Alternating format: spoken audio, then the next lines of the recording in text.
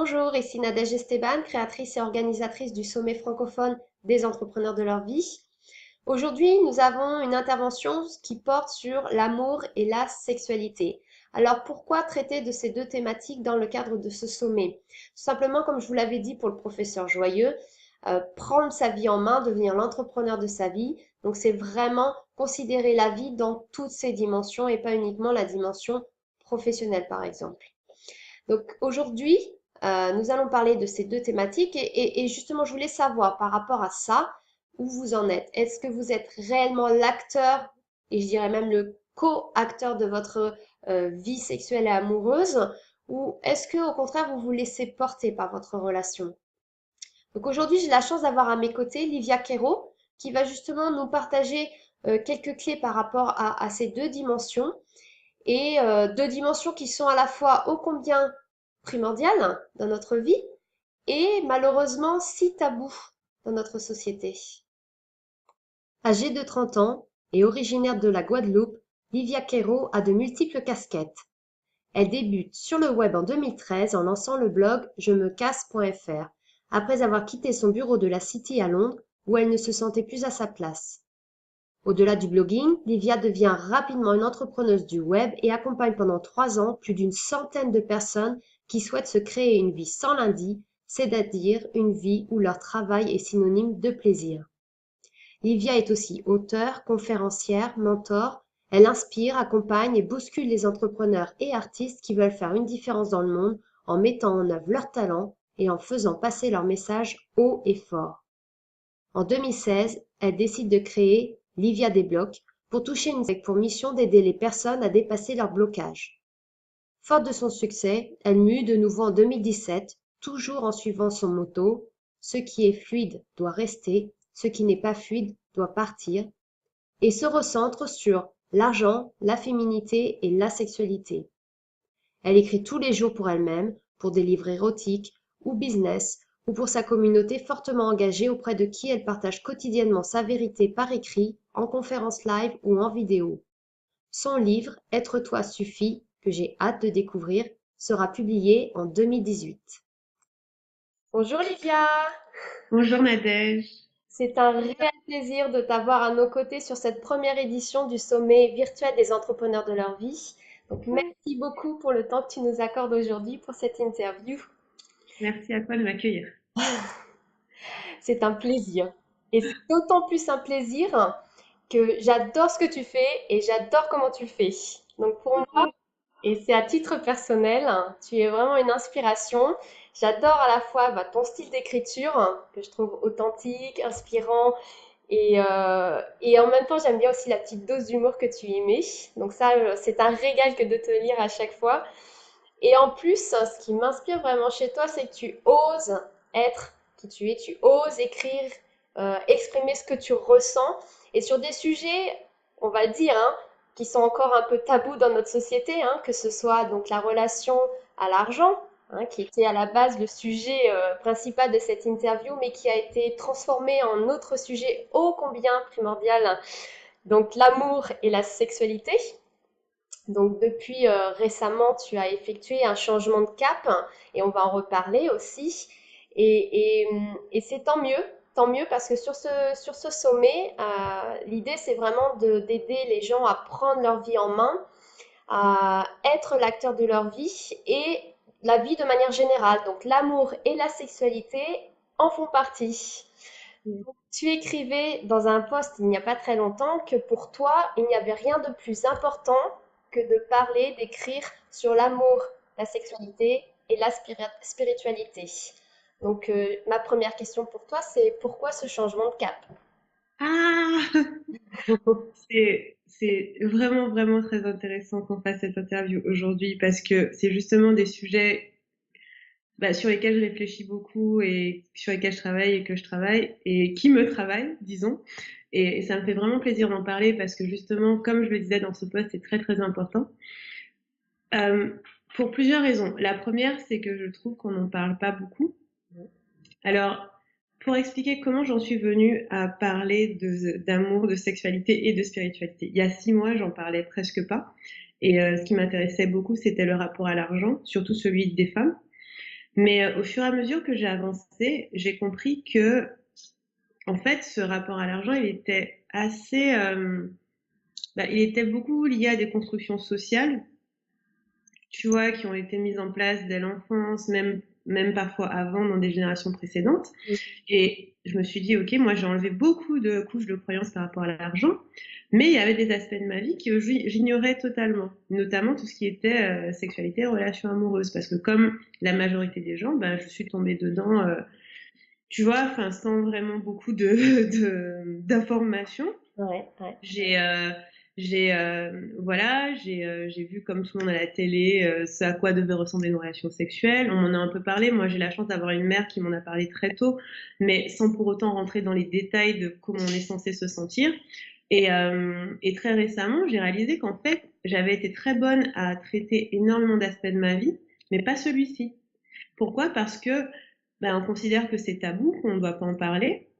Et il y a cette espèce de croyance générale que ça va pour tout le monde sauf pour soi. Donc moi tu vois, je sais que j'avais et j'ai encore des blocages par rapport à ça, mais comme personne n'a l'air d'en parler, tout le monde a l'air d'aller très bien sur le sujet, t'as pas trop envie de dire, oh mais tu sais moi, j'ai ça comme problème, est-ce que c'est normal? Et et en fait, quand j'ai réalisé que j'avais des constructions qui étaient très similaires à celles que j'ai par rapport à l'argent en rapport avec le sexe, je me suis dit, mais attends, mais il faut que quelqu'un en parle, c'est pas possible de garder tout ça caché. Et j'ai commencé à en parler doucement. En fait, pour la petite histoire, j'écris des histoires érotiques depuis très longtemps. Ça fait peut-être 5 ans. Mais j'en avais jamais parlé parce que je me disais que c'était pas très important, tu vois. Puis un jour, j'ai commencé à en parler, on m'a dit, mais c'est trop bien, mais partage-les. Mais attends, mais qui ça intéresse? Et finalement, j'ai lancé la première partie de mon roman et il a vraiment intéressé beaucoup de gens. Et là, je me suis dit qu'il y a quelque chose à faire. Et pourquoi c'est le plus important? Je pense que c'est parce que beaucoup de je parle surtout aux femmes et des femmes parce que je suis une femme, mais je pense qu'il y a des choses qui sont pareilles pour les hommes. Beaucoup des choses qu'on vit, beaucoup des difficultés qu'on a, sont parfois liées à des inhibitions qu'on a eues en rapport avec notre sexualité. C'est c'est assez, voilà, faut aller chercher, comprendre, mais par exemple, les sentiments de peur, de honte, de culpabilité, on les ressent très souvent en premier sur la sexualité. Et je me faisais la réflexion que les premiers questionnements qu'on a, par exemple, quand on est adolescent, ils portent pas sur le sens de la vie, ils portent sur la sexualité. Quand tu as 15 ans ou 14 ans, tu te dis, je sais pas, est-ce que je suis censée sortir avec des garçons, est-ce que c'est trop tôt, avec qui, enfin, ce genre de choses. Tu es obsédée un peu par ça à cause de tes hormones, on va dire. Et j'ai réalisé qu'en fait, dans toute ma vie, le fil rouge, peu importe ce qui se passait en termes de job, en termes d'entrepreneuriat, c'était un questionnement sur ça. Et je pense que c'est le cas de tout le monde, mais personne n'en parle. Et quand personne n'en parle, faut bien que quelqu'un s'y mette, alors moi j'en parle. Voilà. Alors justement, par rapport à cette sexualité, euh, comment peut-on devenir l'acteur de notre sexualité? Alors moi, ce que j'ai appris et découvert, c'est que, comme je te disais, il y a beaucoup de choses qu'on fait un peu en mode automatique parce que c'est comme ça que ça a l'air de devoir être fait.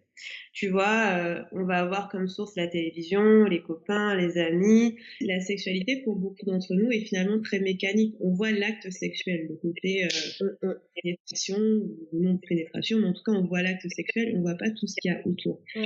Et pour moi, en fait, la première chose qui a vraiment fait une différence, c'était comprendre la sexualité en dehors de l'acte sexuel. Donc tu vas observer que par exemple, je parle très peu de sexe et beaucoup de sexualité au global. Parce que finalement, ce qui m'intéresse, c'est pas tant la copulation, entre guillemets, ou le fait d'avoir des relations sexuelles, c'est la sexualité en grand et ce que ça signifie pour nous. Et, euh, et je pense que la première étape, c'est de comprendre et d'accepter qu'on est un être sexuel, qu'on a des envies, des pulsions et des désirs, et que elles ne sont pas tabous. Et les couches principales à enlever, c'est souvent des peurs, c'est de la culpabilité ou de la honte. Quand on travaille sur sa sexualité, c'est finalement ça qui va bouger, c'est de quoi j'ai peur, qu'est-ce qui me fait honte, je me sens coupable de quoi. Et j'ai même vu qu'il y a certaines choses sur lesquelles je me sentais coupable ou sur lesquelles j'avais un peu de honte. Tu sais, avoir fait des choix de partenaires qui finalement n'étaient pas très en phase avec qui j'étais, ou ne pas avoir respecté mon corps, ou ce genre de choses, ça crée un petit peu, tu vois, ça crée des petites couches comme ça qui font que tu te sens pas très bien, tu t'estimes pas super bien. Et je pense que la première étape, c'est ça, c'est accepter que la sexualité fait partie de ta vie avec ton partenaire. Et la deuxième étape, c'est apprendre à s'aimer en entier. Parce qu'on est très mental, je pense que dans notre société, surtout occidentale, on est très mental. On va beaucoup réfléchir dans sa tête et du coup, on va parler de plus en plus d'état d'esprit, de spiritualité, de choses comme ça. Et c'est génial, ça ouvre l'esprit. Mais on va souvent se couper du corps, parce que c'est pas très intellectuel le corps. On va se couper du corps. Et là, on commence à parler de prendre soin de son corps, de faire du sport, de manger bien. Mais on n'arrive toujours pas au cœur du sujet, le truc qui préoccupe tout le monde, à savoir ta vie sexuelle, quoi. Et pour moi, accepter de t'aimer même dans cet aspect-là, ça va avoir un impact assez phénoménal sur tout. Parce que quand tu commences à t'aimer et à t'estimer, tu peux poser tes limites, tu peux dire ce que tu as envie, ce que tu n'as pas envie, tu peux décider ce que tu veux pour ta vie, tu peux choisir tes partenaires avec beaucoup plus de discernement, tu peux moi, je sais qu'un truc qui est très commun, finalement, c'est d'accepter des choses juste parce que tu ne sais pas si tu es censé les accepter ou pas. Et en fait, plus tu t'aimes et plus tu t'estimes, plus tu vas être en mesure de dire, OK, ça c'est pour moi, ça c'est pas pour moi. Et avec ce travail-là, moi, je suis devenue beaucoup plus précise sur ce qui compte pour moi, tu vois. Dans une vie amoureuse et une vie sexuelle, c'est devenu beaucoup plus précis. Mais ça n'a presque rien à voir avec le sexe en lui-même. Donc, par exemple, je parle presque pas du rapport sexuel, mais je parle c'est de l'état de sexualité global. Bref, je pourrais, oh mon Dieu, parler pendant. Il y a tellement à dire. Par rapport à ce que tu dis justement, donc ce que j'en retiens, c'est que être acteur de sa vie sexuelle, c'est notamment s'aimer, se connaître suffisamment pour savoir ce qui nous correspond et ce qui ne nous correspond pas. C'est ça. Donc, ça peut être déjà un niveau, tu peux aller à des niveaux plus ou moins précis. Le premier, c'est quel genre de vie amoureuse ou sexuelle tu veux, indépendamment du partenaire, tu vois, Ouais. que tu sois célibataire ou pas. Par exemple, moi, je suis célibataire aujourd'hui. Ça m'empêche pas de me poser toutes ces questions, indépendamment de si tu es un partenaire ou pas, quel genre de vie amoureuse tu veux, quel genre de vie sexuelle tu veux. Et pour moi, l'amour, il s'entend dans le fait d'être accepté tel qu'on est et d'accepter l'autre tel qu'on est. C'est la base de tout. Et souvent, les relations amoureuses ne correspondent pas vraiment à ça. C'est plutôt, je vais un petit peu me contorsionner pour te plaire, tu vas un petit peu te contorsionner pour me plaire. Et avoir compris que ça, c'était important pour moi, le fait d'être accepté tel que je suis, d'accepter l'autre, ça met déjà une espèce de cadre à ce que je veux pour ma vie. Ça veut dire que si ça rentre pas dedans, ça passe pas. Et après, dans ta vie sexuelle, c'est une extension de ça.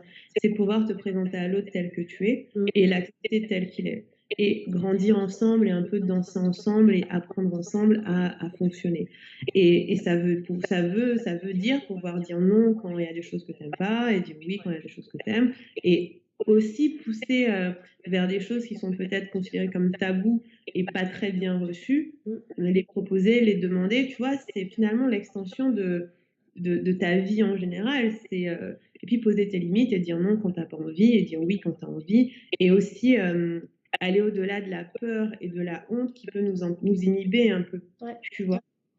Donc, je me rappelle plus de ta question, mais C'était justement par rapport à être l'acteur de sa vie, par rapport au fait de bien se connaître, puis finalement savoir quelles sont nos valeurs à nous, les valeurs qui comptent au sein d'une relation amoureuse et au sein de notre sexualité aussi. Exactement. Et je pense qu'il y a une chose que j'ai comprise, c'est qu'on ne se pose pas souvent la question de nos valeurs dans une relation amoureuse et dans une relation sexuelle. On va juste tomber dedans, tu vois. On va juste se laisser porter dedans et se dire, bon, vaille que vaille, cette personne n'est pas trop mal, on va voir où ça nous emmène. Ah, c'est pas mal, ça va. Mais j'ai appris aussi qu'on pouvait avoir un niveau d'exigence. C'est pas forcément de demande, hein, mais d'exigence. Genre, il y a certaines choses que je veux et que j'estime mériter dans ma vie. Donc, je vais oser les demander. Donc voilà, tu peux demander des choses qui peuvent sembler vraiment irréalistes ou quoi. Et je sais que, par exemple, entre copines, les questions qui peuvent se poser, c'est: «Mais est-ce que ça, c'est normal? Mais est-ce que je devrais faire ci? Est-ce que si je fais pas ça, il va m'en vouloir ou elle va m'en vouloir?» Tu vois, ce genre de questions de: «Est-ce que j'ai le droit de demander ce que je veux et de vouloir ce que je veux?» Et ça, tu le trouves dans tous les aspects de la vie. Moi, je parle des mêmes choses quand je parle d'argent et de sexualité, c'est la même chose. Ouais, ouais. C'est les mêmes sujets. Oser dire non, connaître ses désirs, oser les exprimer, ce genre de choses en fait. Oser demander, oser poser un cadre, oser, tu vois, par exemple, ne serait-ce que décider ensemble du genre de relation que vous voulez. Ouais. C'est pas un truc qu'on fait couramment. Je pour avoir été dans plusieurs relations, je ne me suis pas assise en me disant: «OK, quel genre de relation, amoureuse et sexuelle tu veux? Et laquelle je veux? Et à quoi ça ressemble? Et comment on peut faire pour créer ça?» On le fait pas parce que personne nous en parle. On a tous l'impression que c'est ce truc trop facile que tout le monde adore et qu'on est censé juste, se laisser porter et kiffer et voilà. Mais c'est en fait un petit peu plus complexe que ça. Mmh. Alors justement, par rapport aux clientes que tu accompagnes, quels sont les types de limites que tu rencontres le plus? Ça dépend. Donc moi, j'accompagne surtout des clients en fait, c'est assez intéressant. J'accompagne essentiellement des clients sur leur business et sur l'argent, mais forcément, à tous les coups, on finit par parler de couple et de relations et de sexualité. C'est avec à peu près chacune de mes clientes, on en parle et hem et le blocage principal est lié à la peur. Il est lié à la peur de demander ce que tu as envie de demander, de vouloir ce que tu veux. J'ai, plusieurs clientes qui ont connu des traumatismes et des abus sexuels quand elles étaient plus jeunes. Mmh. J'avais pas réalisé, mais il semble que ça fasse partie de ma mission d'aider des personnes qui ont été finalement abusées dans leurs limites. Et ce qui se passe souvent quand tu as été abusé plus jeune, c'est que, ben, on a dépassé tes limites très tôt et donc tu as beaucoup de mal à les poser plus tard. Ouais. Tu sais plus trop, ce qui est OK, ce qui est pas OK. Donc tu peux partir dans des extrêmes, par exemple, ben, te fermer complètement et pas t'ouvrir à l'amour, ou au contraire avoir des multiples partenaires en te disant que ça va te libérer, mais ça te fait pas te sentir complet parce que tu as pas, ce sentiment de sécurité. Tu as la peur et tu as probablement un peu de culpabilité, de honte. Et ce qu'on va travailler, c'est souvent l'estime de soi. Le travail que je fais souvent contre les peurs, c'est accepter que tu es parfaite telle que tu es, que tu mérites tout ce qu'il y a de meilleur dans ta vie, qu'elle soit amoureuse ou sexuelle, et que non, tu n'as pas à te contenter de peu. Donc la plupart des limites qu'on va trouver, bah, c'est de la peur, pure et dure, quoi. Et je veux aller dans cette direction, mais je peux pas. Et ça, tu la trouves en business, mais tu la trouves aussi dans des relations. Par exemple, j'ai rencontré quelqu'un que j'aime bien, mais j'ose pas lui parler, ou j'ose pas me lancer parce que imaginons que, tel schéma se reproduise, comment je m'en sors? Et c'est avoir la foi que, tu as tout ce qu'il faut à l'intérieur pour vivre une belle vie, Mmh, tu vois? mmh mh. Donc c'est assez lié. En fait, tout est lié. Donc par rapport aux limites finalement que tu rencontres à la fois dans la sexualité, mais aussi dans les autres thématiques plus business, notre relation Mmh. à l'argent, etc. Finalement, pour dépasser ces limites, la solution passe par le travail sur l'estime de soi. C'est ça, donc en fait, c'est à la fois poser ses limites et dépasser ses propres limites, tu vois? C'est poser ses limites par rapport à ce que tu acceptes et tolères dans ta vie, Mm. donc pouvoir dire non, mais ça, par exemple, un truc que je vois souvent, c'est la difficulté à sortir d'une relation qui te convient pas. C'est le cas de plusieurs de mes clientes qui sont dans des relations qui sont pas les meilleures pour elles, mais il y a beaucoup de mal à en sortir parce que tu as peur de te retrouver seule, de l'abandon, de manquer. Et du coup, tu vas rester dans une situation qui te convient pas. Donc là, tu as une limite que tu n'as pas vraiment posée Ouais. parce qu'elle se fait tester constamment. Mais à la fois, tu dois dépasser une de tes propres limites, qui est d'accepter de vivre ta vie au-delà de la peur, tu vois? Mm, mm.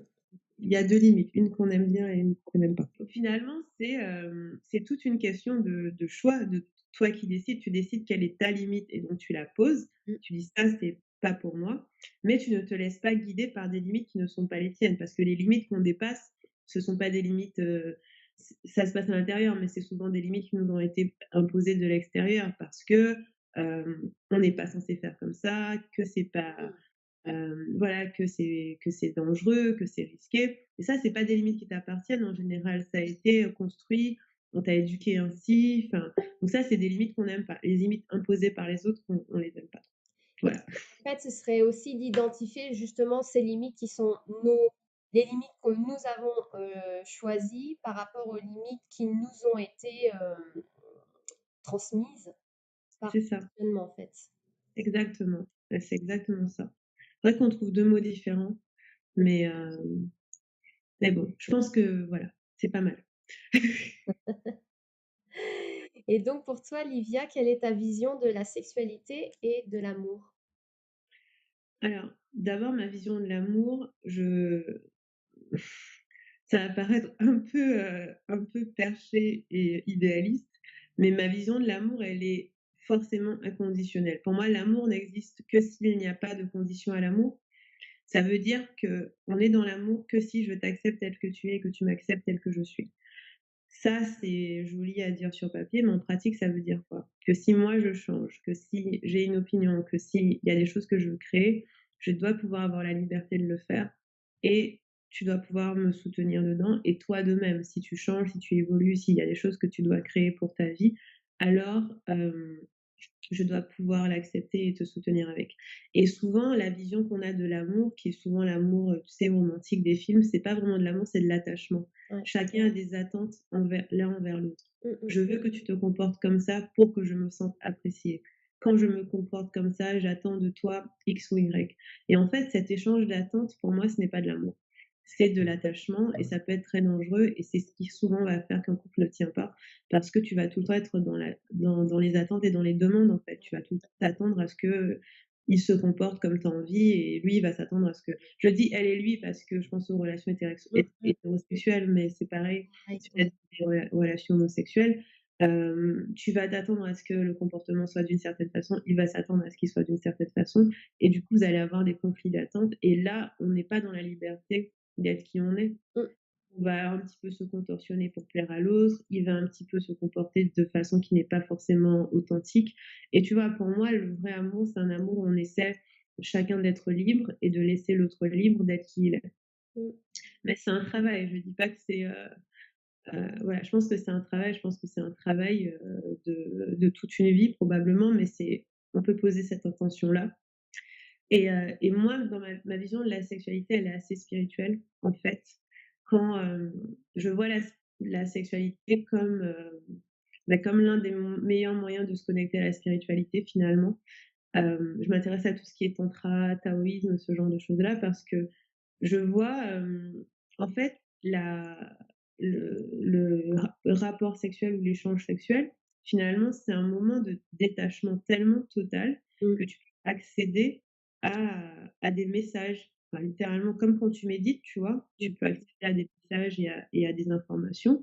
Quand tu es dans une sexualité qui est, ouverte et où chacun se sent libre également d'être qui il est et où il n'y a ni jugement, ni peur, ni, culpabilité, ni honte, alors on peut vraiment être soi. Mm, mm. Et quand on était dans des moments de détachement total, eh bien, tu peux avoir accès à des informations auxquelles tu as pas accès, nota normalement. Et pour moi, c'est cette sexualité-là qui m'intéresse par-dessus tout parce que, l'un de mes sujets préférés, c'est la créativité. Donc moi, j'adore créer, j'adore, accéder à cette partie de moi.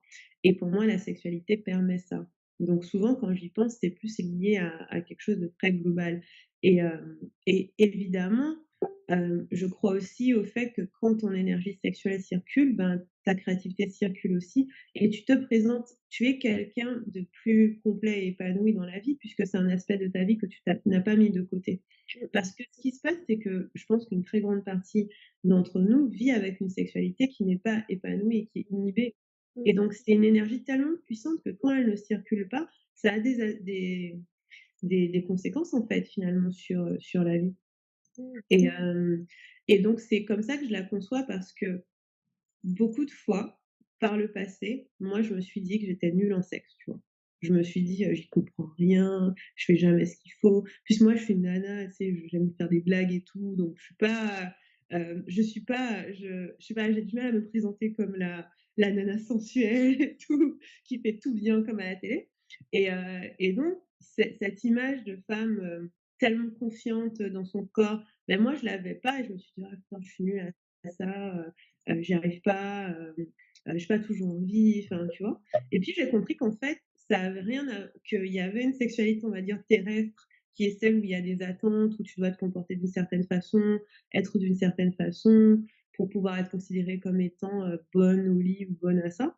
Mmh. Et j'ai compris que finalement ça, ce n'était que, tu vois, c'est que la partie, visible, mais minime de ce que peut être la sexualité. J'ai compris que ça pouvait aller tellement plus loin et finalement être, ouais, un truc tellement grand et puissant que nos corps sont juste des canaux, tu vois? Mmh.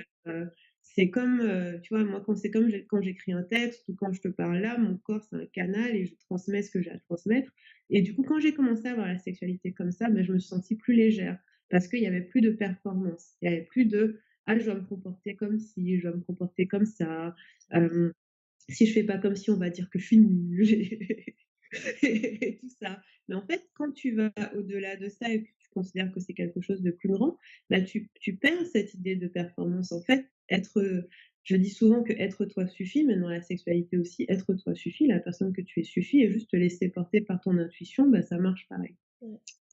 Donc être toi suffit, mais finalement être soi-même, c'est pas si facile que ça. Ça demande aussi un travail, en amont. Donc il y a à la fois le travail en couple, mais il y a aussi le travail, personnel à faire en parallèle Je aussi. pense que le travail personnel est indispensable. Je crois vraiment que pour être heureux en couple, il faut d'abord savoir être heureux tout seul. Mmh. Et, et quand j'observe des relations qui fonctionnent pas, je suis experte S-rupture, tu vois? Eh bien, souvent c'est parce que, bah, là, par exemple, dans ma communauté, il y a pas mal de ruptures ces jours-ci et c'est souvent parce que l'une des personnes travaille sur elle et l'autre pas. Ouais. Et par conséquent, il y a un décalage et on a beaucoup de mal à suivre. Et je crois vraiment que ne serait-ce que choisir de travailler chacun sur soi peut tout changer, Mmh, mmh mh. tu vois? Et pas forcément au même rythme, parce qu'il y en a qui vont avancer plus vite que d'autres et d'autres qui vont être plus connectés que d'autres et ça, c'est OK.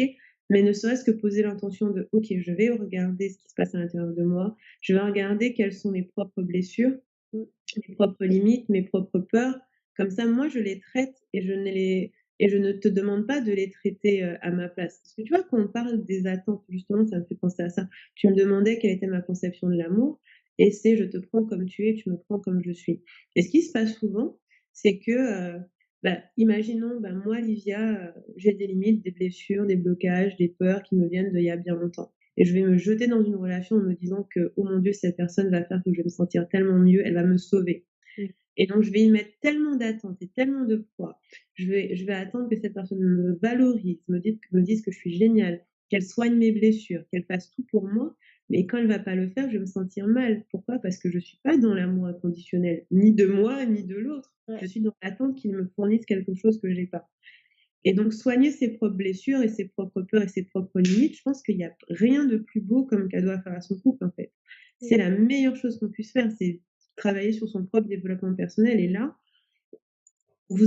ça va jamais être tout le temps facile et tout le temps parfait, mais au moins on peut atteindre une certaine fluidité parce que chacun va regarder à l'intérieur ce qui se passe et va pas attendre que l'autre le sauve. Ouais, ouais. Ou transférer, effectivement ses blessures, ses limites à l'autre, ouais. Exactement, c'est ça. OK. Et alors j'ai une question aussi par rapport à, l'amour de soi. Donc on lit beaucoup d'articles sur l'amour de soi, mais concrètement, comment ça marche? Eh, c'est pas mal que tu poses cette question parce que je me suis posé cette question très longtemps. Je me suis dit: «Mais ils me gavent tous ces gens à parler d'amour de soi, j'en ai marre, ça me gave. Moi, j'ai pas le temps de m'occuper de moi, moi j'aime travailler» et en fait, j'ai compris de plus en plus ce que ça voulait dire l'amour de soi et je pense que je le vois un petit peu différemment de ce que j'ai pu lire. En fait, il me manquait une pièce du puzzle et maintenant je l'ai. Donc ça, je peux le partager avec toi. Quand on parle d'amour de soi, on parle souvent de prendre soin de son corps, manger bien, bien dormir, ce genre de choses et je trouve ça chouette et c'est super.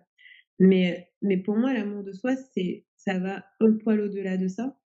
C'est en fait, t'estimer assez, genre considérer assez que tu es une personne qui a de la valeur pour t'occuper bien de toi, mais sur tous les aspects Et on va souvent parler de prendre soin de son corps et de bien manger, de bien dormir, de faire du sport. Mmh mh.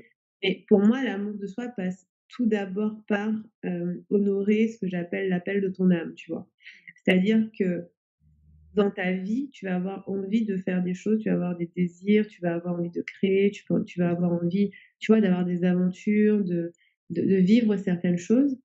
Et s'aimer en premier, pour moi, c'est ça, c'est s'autoriser à vivre ce qu'on est là pour vivre. C'est Mmh. ça en premier. Et, et tu peux manger tous les légumes que tu veux. Si tu t'autorises pas à vivre ce que tu es là pour vivre, tu vas être malheureux. Ouais.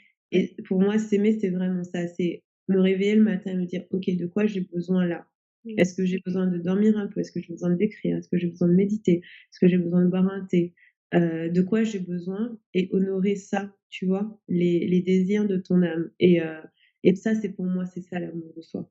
Et ça veut dire que bah, moi, des fois, j'ai pas besoin de dormir beaucoup. Et il y a des fois où, franchement, je mange pas. Et il y a des fois où je fais pas d'exercice. Mais c'est pas très grave parce que c'était pas ce dont j'avais besoin à ce moment-là. Le plus important, c'est d'écouter ce dont tu as besoin et de te le donner. Parce que si tu te le donnes pas, ben, personne va te le donner à ta place. Ouais. Et c'est là où j'ai vraiment compris. Mais ça date de pas longtemps parce qu'il y a quelques années, j'ai bien compris le fait qu'il fallait que je prenne soin de moi et que je m'occupe de moi. Mais tu vois, j'ai beaucoup lutté avec mon poids, par exemple. J'ai pris beaucoup de poids il y a quelques années et ça m'a vraiment agacée parce que j'arrivais pas à le sortir. Puis un jour, je me suis dit, mais en fait, tu gardes ce poids parce qu'il te stresse, mais si tu décidais que en fait, tu t'en fiches et tu vis juste la vie comme tu as envie. Et c'est comme ça que j'ai, au fur et à mesure, changé mon alimentation, mais pour aller vers plus ce que j'ai besoin. Oui. Et donc, par exemple, moi, je mange que 2 fois par jour, ça me convient beaucoup mieux. Avant, je mangeais 3 fois, il y a même des gens qui te disent de manger 5 fois, mais moi, c'était trop. Et, et voilà, et puis il y a des personnes qui vont te dire d'arrêter ci, de prendre ça.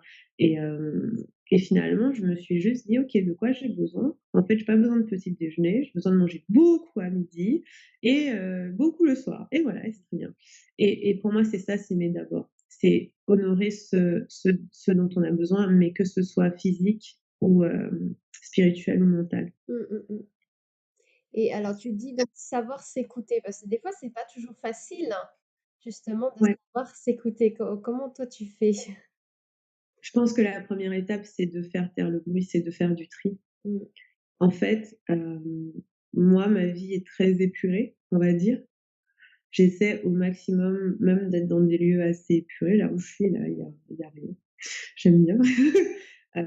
De faire le tri dans mes affaires, de faire le tri dans mes relations, faire le tri dans mes projets, faire le tri dans les activités que je fais au quotidien, faire le tri dans mon agenda.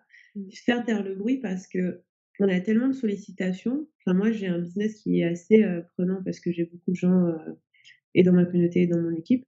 Et, et en gros, on a tellement de sollicitations qu'on peut être brouillé par rapport aux messages qu'on reçoit nous. Et je trouve que la première étape, c'est faire le tri. Vraiment, enfin, qui dans vos relations vous prennent de l'énergie et vous en apportent pas? Chez vous, est-ce que vous avez besoin d'autant de meubles? Est-ce que vous avez besoin d'autant de bouquins? Est-ce que vous avez besoin d'autant d'objets? Est-ce que vous avez besoin d'autant de vêtements? Mmh. Tous les projets que vous faites, est-ce que vous les aimez vraiment ou est-ce qu'il y en a où c'est parce que ça comble le vide? Déjà faire ce tri et après ça fait qu'on a plus d'espace pour soi. Et quand on a cet espace pour soi, moi, les allez, 2-3 façons principales que j'ai de m'écouter, bah, de toute façon, elles nécessitent de faire l'espace et de prendre le temps. Et donc tous les matins, je vais écrire juste on peut faire juste 3 pages comme ça d'écriture libre de ce qui vous vient, de ce qui vous traverse l'esprit, de ce qui vous travaille. Peu importe, voilà, sans vraiment y penser, mais juste se laisser porter par l'écriture et se poser la question: «De quoi j'ai besoin aujourd'hui? De quoi mon âme a besoin? Qu'est-ce que j'ai envie de créer? Qu'est-ce que j'ai envie de vivre? Qu'est-ce que j'ai envie d'expérimenter?»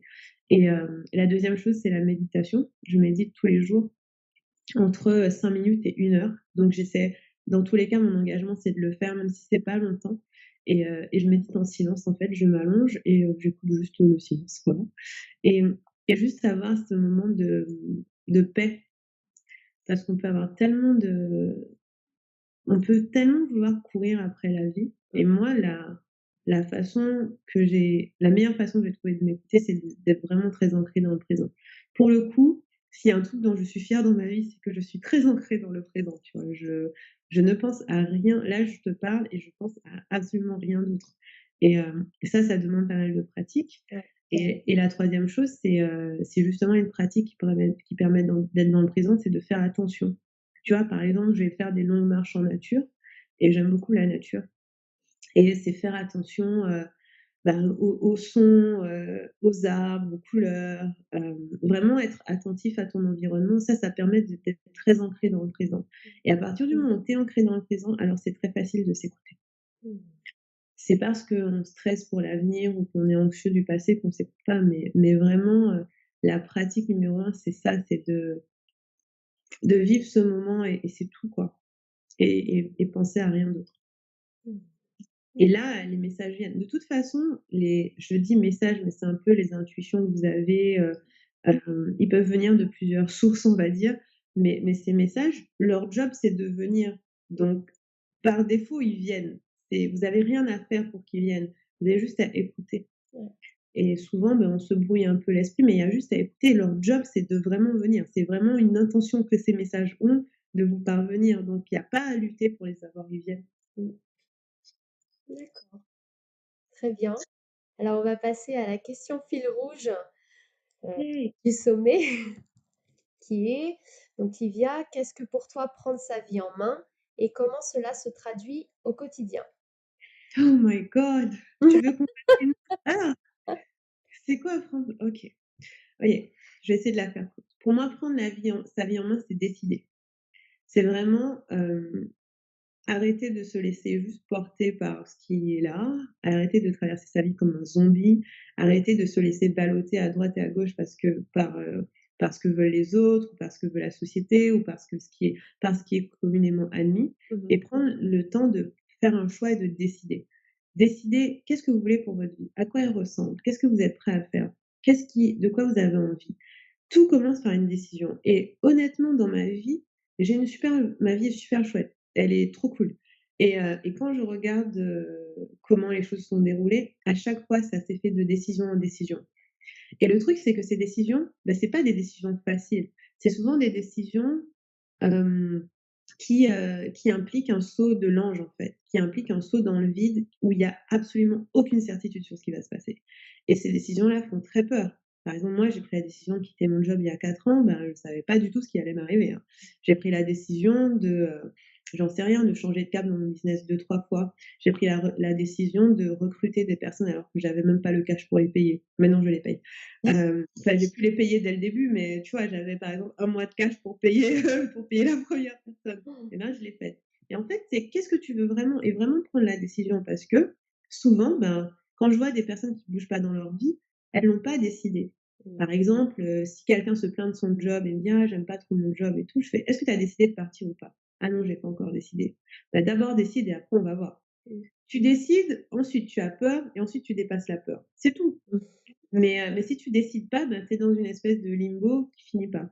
Pareil pour une relation. Il y a pas mal de personnes qui vont me dire: «Ah mais, ça va pas trop dans ma relation, je sais pas quoi faire et tout». La première chose à faire, c'est décider si tu restes ou si tu pars. C'est pas facile, mais il y a une partie de toi qui sait très bien ce que tu dois faire et Mmh. cette décision, elle peut se faire en une demi-seconde. Tu sais très bien si ça tu as envie de rester ou tu as envie de partir. Tu as envie de rester, très bien. Si tu as envie de partir, très bien. Mais partir, ça fait peur. Mmh. Donc une fois que tu as pris la décision, tu traites la peur, tu dépasses la peur et puis tu le fais. C'est pas compliqué. Mmh. Et donc pour moi, prendre sa vie en main, c'est faire des choix et décider tous les jours. Et comment ça se passe dans ma vie? Eh bien, je pense que ça doit être avec le fait d'être très ancré dans le présent, ça doit être l'une de mes caractéristiques les plus fortes qui est que moi, j'ai pas peur de prendre des décisions difficiles parce que j'ai vraiment la foi que c'est ce qui m'emmène vers ce qui est bon pour moi. Donc là, pour le coup, j'ai une confiance inébranlable sur le fait que si je sens qu'il faut que je fasse quelque chose, même si je n'ai aucune idée de là où ça me mène, c'est que je dois le faire. Et donc, ça veut dire chaque jour prendre la décision de sortir de ma zone de confort, écrire des choses qui sont souvent difficiles en fait, hein, parce que ça a l'air cool comme ça, j'ai l'air de bien m'amuser, mais en fait, il y a beaucoup de mes messages qui sont très durs à écrire, mais c'est une décision qui a été prise il y a longtemps de dire la vérité. Et donc du coup, comme elle a été prise, eh ben, je le fais. Et je dépasse la peur et je le fais. Et donc, c'est de décision en décision que finalement ma vie se construit. Hmm. Et c'est j'y vais ou j'y vais pas. Bon, bah, si je sens que c'est la bonne direction, j'y vais. Mais c'est ça, ne vous laissez pas balloter à droite, à gauche, ne vous laissez pas porter par des forces extérieures. Laissez la seule force qui compte, c'est celle qui voilà, c'est celle que vous sentez à l'intérieur et qui vous porte là où vous devez aller. Mais voilà, globalement, c'est ça. Ça va, j'ai pas été trop longue. Donc en gros, c'est suivre ses élans du cœur. Oui, c'est ça. Mais votre âme sait. Enfin, il y a une partie de vous qui sait très bien ce que vous devez faire. Et Hmm. il y a une autre partie de vous qui a très peur de ça, qui va bloquer.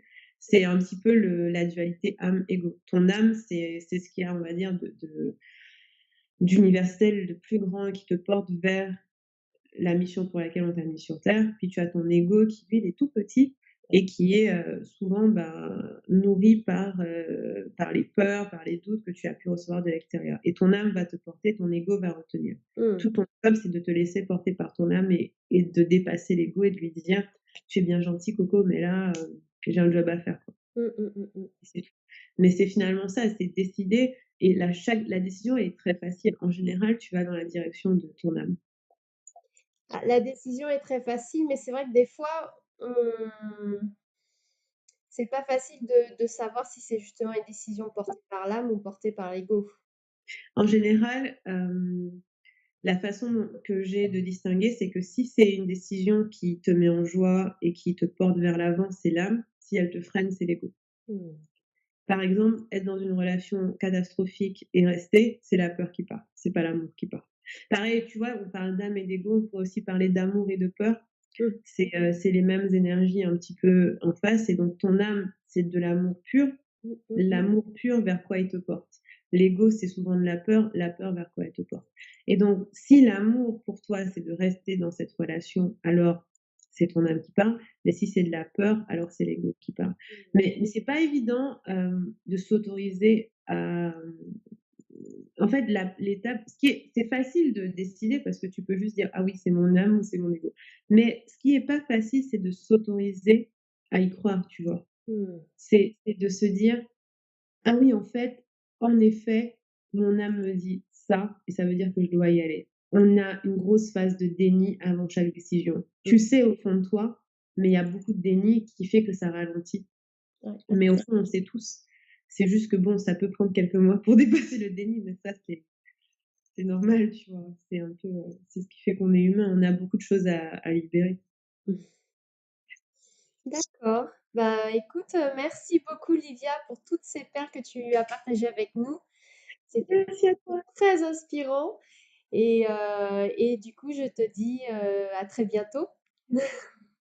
Merci à toi, Nadège. Et merci à vous tous d'avoir regardé cette super interview. Alors, suite à l'intervention de Livia, 2 questions pour vous. Quels sont les points clés que vous avez retenus et qu'est-ce que vous allez en mettre en place dès maintenant dans votre quotidien? Pour le récapitulatif, j'avais envie de vraiment insister sur certains points clés pour vous aider justement à vivre pleinement votre vie amoureuse et votre sexualité. Donc la première des choses, c'est effectivement ce que Livia a abordé, donc le fait d'accueillir et de comprendre que nous sommes des êtres sexuels et de ne pas le nier. Le deuxième point, c'est d'apprendre à s'aimer en entier. Donc, c'est effectivement pour savoir prendre soin de soi, de son corps, etc. Mais au-delà de ça, comme Nivia l'a très bien dit, c'est aussi savoir répondre à l'appel de son âme, voilà, du plus profond de soi. Troisième point, de connaître vos valeurs, c'est-à-dire qu'est-ce qui est important pour vous en matière de vie amoureuse et de sexualité. De la même manière, connaître vos limites et de savoir les poser. Oser demander, voilà, donc je pense que le mot oser, c'est vraiment le mot clé de ce sommet. Donc oser demander, oser exprimer ce que vous ressentez, oser exprimer vos limites, oser exprimer vos besoins, vos envies. Avoir conscience de vos croyances limitantes, donc on y revient aussi sur ces croyances limitantes, donc en matière de sexualité, en matière de vie amoureuse, il y a aussi des croyances, donc est-ce que ces croyances sont les vôtres ou est-ce que ce sont des croyances que vous avez acquises par conditionnement, de manière non consciente, donc vos conditionnements éducatifs, familiaux, culturels, etc. Donc allez voir vos croyances limitantes et le travail qui peut être fait seul et en couple, le travail de développement personnel. Donc l'idée c'est de ne pas transférer, transposer ces blessures de relations anciennes, ses peurs sur son partenaire, mais aussi de pouvoir évoluer ensemble sur un projet finalement de couple avec son partenaire. Pour le challenge, ce que je vous propose, c'est d'aller voir dans votre vie amoureuse et sexuelle, de vous poser les questions suivantes. Donc vraiment prendre le temps de se poser hein, à l'écart, de rester seul un petit peu et de voir de quoi vous avez besoin, de quoi vous avez envie et quelles sont vos limites. Je pense que ce sont des questions qui sont incontournables effectivement à se poser par rapport notamment, mais c'est aussi valable pour toutes les dimensions de la vie, j'ai envie de dire, mais là, pour ce qui concerne cette intervention, sur votre vie amoureuse et sexuelle. Alors, nous arrivons à la fin de cette intervention. Je vous rappelle que vous avez la possibilité de laisser vos commentaires et d'aller interagir avec les autres participants du sommet sur le groupe Facebook du sommet. Et en tout cas, je vous remercie de votre présence. J'espère que cette intervention vous aura été grandement utile et je vous dis à la prochaine interview. Au revoir.